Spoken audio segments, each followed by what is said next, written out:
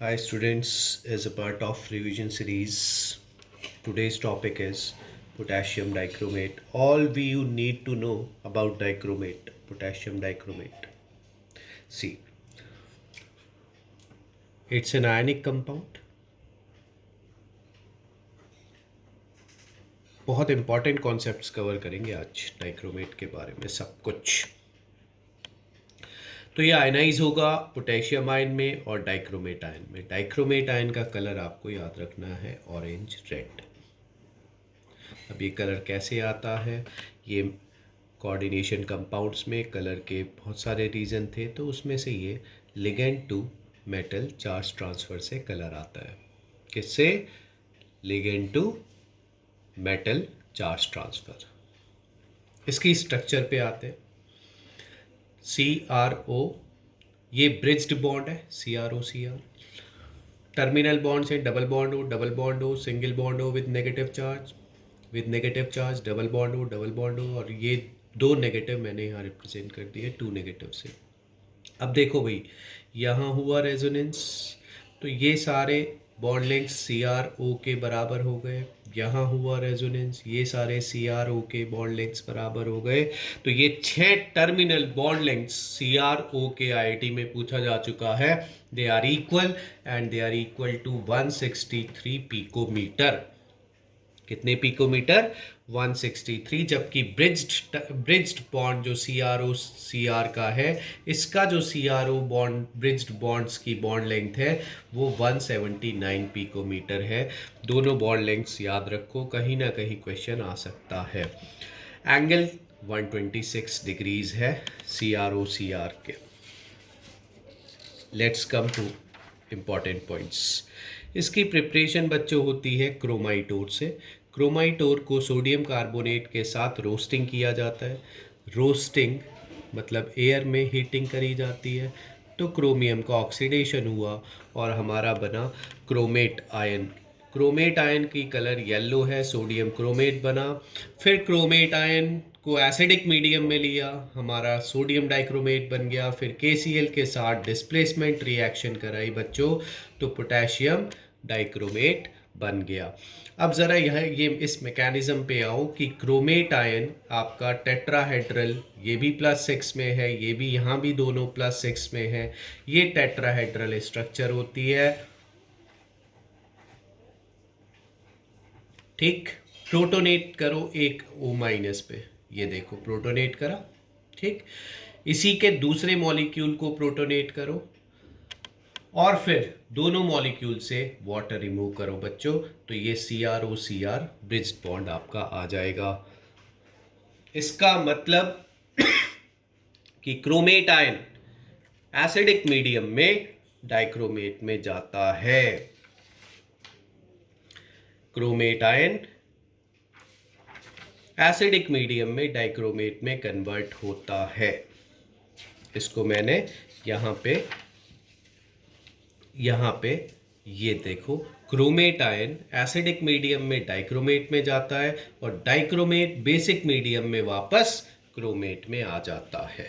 चलो, अब ये बहुत इंपॉर्टेंट ऑब्जेक्टिव है कि कौन कौन 4 चॉइस दे देता है कि कौन कौन प्राइमरी स्टैंडर्ड है। प्राइमरी स्टैंडर्ड मतलब कुछ कंडीशंस होती हैं प्राइमरी स्टैंडर्ड की, कि बहुत सारे सब्सटेंस ऑक्सीडेंट रिडक्टेंट की तरह एक्ट कर सकते हैं, लेकिन सब प्राइमरी स्टैंडर्ड नहीं होते ड्यूरिंग वॉल्यूमेट्रिक एस्टिमेशन, क्योंकि उसमें और बहुत कंडीशंस होती हैं प्राइमरी स्टैंडर्ड की। तो one of the major condition is कि compound should not be hygroscopic, मतलब वो वाटर एब्जॉर्ब ना करे, मॉइस्चर एब्जॉर्ब ना करे एयर से।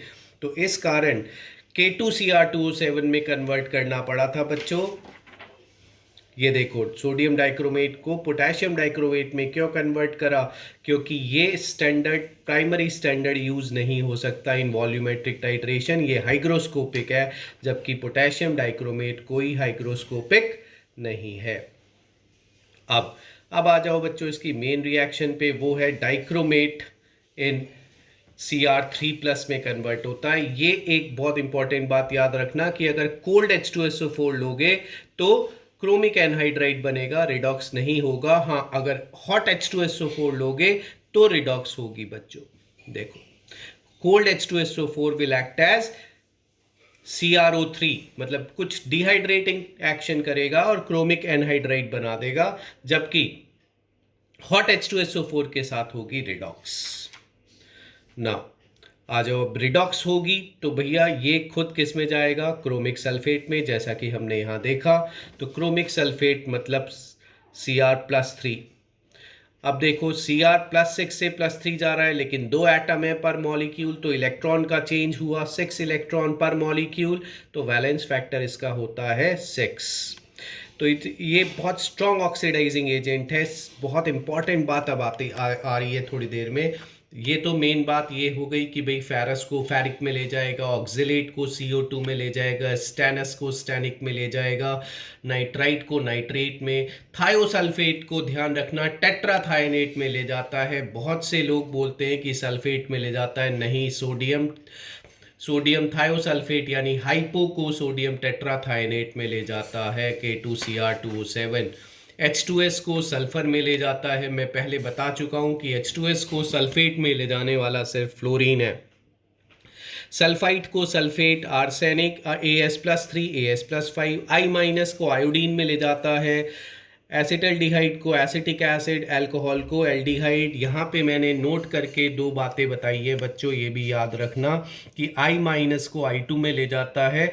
KMnO4 भी एसिडिक मीडियम में I- को I2 में ले जाता है, लेकिन KMnO4 बेसिक मीडियम में I- को IO3- में ले जाता है। याद रखना, स्टैंडर्ड पॉइंट है, इंपॉर्टेंट पॉइंट है। I- को I2 में कौन ले जाता है, K2Cr2O7 एसिडिक मीडियम में, और K2Cr2O7 तो एसिडिक मीडियम में ही टाइट्रेशन में यूज होगा, ये भी ध्यान रहे, क्योंकि उसका एग्जिस्टेंस ही एसिडिक मीडियम में है।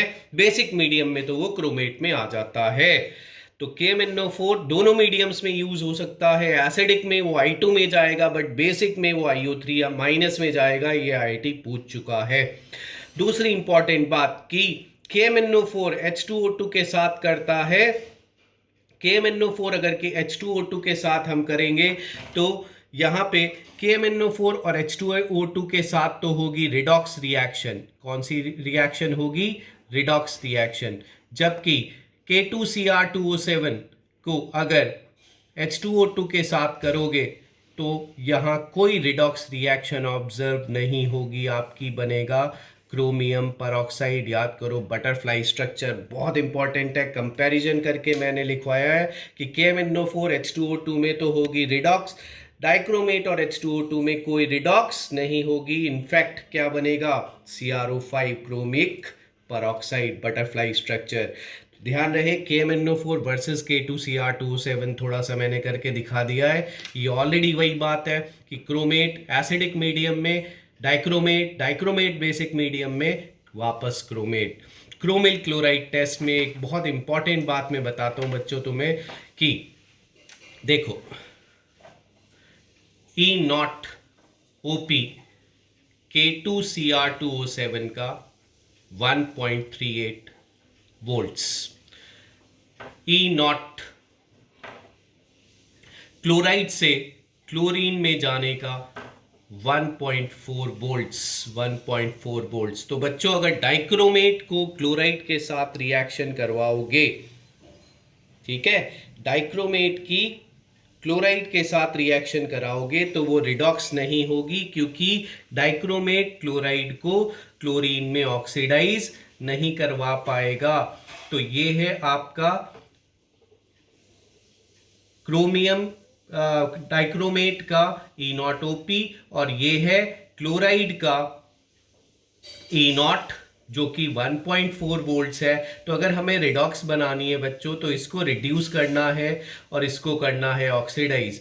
तो इसको अगर ऑक्सीडाइज कराना है और इसका E0 1.4 वोल्ट्स है विद नेगेटिव साइन, तो बताओ इनका E0 सेल आपका नेगेटिव आ रहा है। तो बच्चों ये क्लोराइड और डाइक्रोमेट के साथ कोई रिडॉक्स नहीं होगी। इनफैक्ट क्लोराइड के लिए ये कन्फर्मेटरी टेस्ट का काम करता है, क्रोमिल क्लोराइड टेस्ट देता है। डीप रेड वेपर्स मिलते हैं जिसको बेसिक मीडियम में, ऑब्वियसली बेसिक मीडियम में तो सब कुछ क्रोमियम का क्रोमेट येलो में आ ही जाता है। तो ये इंपॉर्टेंट पॉइंट है। जबकि यहीं अगर हम KMnO4 लेंगे तो उसका E0OP है 1.51 वोल्ट्स बच्चों। तो 1.51 वोल्ट्स और -1.4, बताओ यहाँ पे आपका पॉजिटिव आ जाएगा E0 सेल। तो KMnO4 क्लोराइड को ऑक्सीडाइज कर देगा, लेकिन डाइक्रोमेट आयन क्लोराइड को ऑक्सीडाइज नहीं कर सकता, ध्यान रहे। तो ये सम अप करो इसको। डाइक्रोमेट आयन बहुत इजी है, इसकी प्रिपरेशन, इसका प्राइमरी स्टैंडर्ड क्यों है ये, और इसका वैलेंस फैक्टर 6 है। इसकी रिएक्शन I- का I2 में भेजना, लेकिन अगर KMnO4 बेसिक मीडियम में होगा तो I- को IO3- में भेजेगा। इसकी H2O2 के साथ कोई रिडॉक्स नहीं हो पाती बच्चों। यहाँ बनता है एक क्रोमिक परऑक्साइड या क्रोमियम डाइपरऑक्साइड। KMnO4 जबकि H2O2 के साथ क्या करेगा बच्चों, रिडॉक्स करेगा। थैंक्स